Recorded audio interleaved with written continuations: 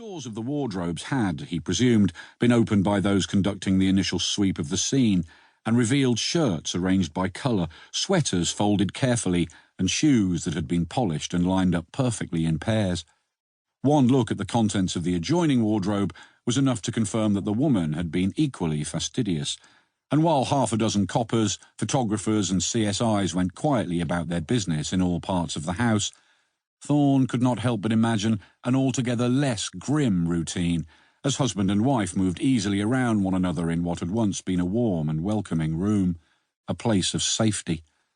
The pair of them gently bickering as they hung up clothing or deposited it in the painted wicker laundry basket before getting ready for bed.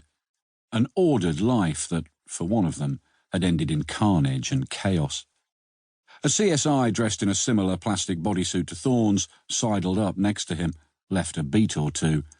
"I so hope the poor sod's name was Douglas." "Come again."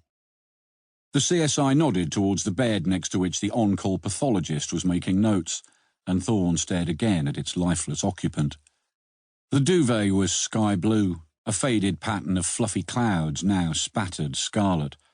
Higher up, it looked as though someone had emptied a bottle of red across the man's chest, but it had not been wine that had leaked from the gash in his throat or pooled on his pillow, a small puddle of blood on either side of his head. "Get it?" the CSI asked. "I'm not with you," Thorne said. The CSI raised his arms and pointed gloved fingers to the sides of his head, just in case Thorne needed it explaining.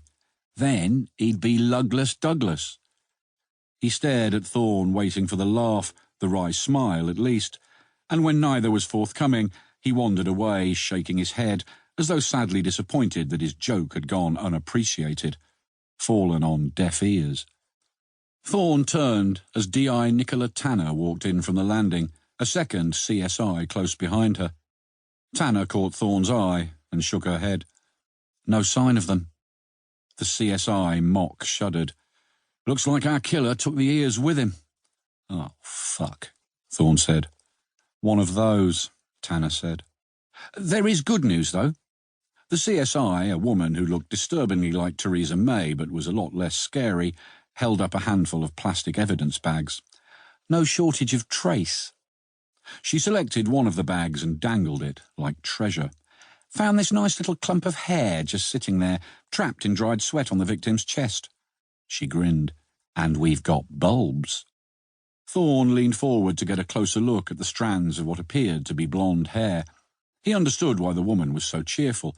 He knew that an intact bulb or root on a single hair meant DNA. "Pulled it out during a struggle, you reckon?"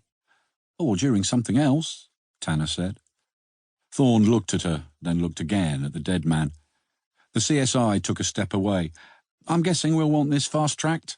"You guess right," Thorne said.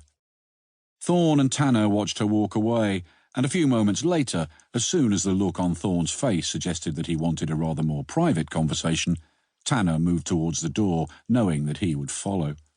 The two of them stopped on the landing. They lowered their hoods, then pressed themselves in unison against the wall to allow two more technicians struggling with a battery of equipment into the bedroom. "It could be gangland-related," Thorne said. "Could it?" "Why not? We've both seen this sort of thing before." He raised his hand and mimed the cutting. "Worse." "You serious?" "Someone needs to send a message, whatever." "Gangland?" Tanner nodded back towards the bedroom. "He looks like the sort of bloke who irons creases into his pyjamas." "Maybe he got involved in something he shouldn't." "Oh, I think he definitely did that." "I'm just saying we shouldn't rule anything out." "And I'm just saying we shouldn't piss about avoiding the obvious." The CSI, who fancied himself as a comedian, stepped out onto the landing carrying a plastic toolbox. Thorne said, "Nice way to round off the weekend," but got only a perfunctory nod in return. Thorne thought it was about what he deserved. He had heard worse jokes. He had heard sicker jokes, plenty of them. The banter and the off-colour cracks were important. They were necessary. And he guessed there was likely to be a good deal of such whistling in the dark in the days and weeks ahead. Thorne turned to Tanner, said, "Yeah, all right." He wasn't sure who he'd been trying to fool, because he knew Nicola Tanner well enough. One of those. He'd known what she meant straight away.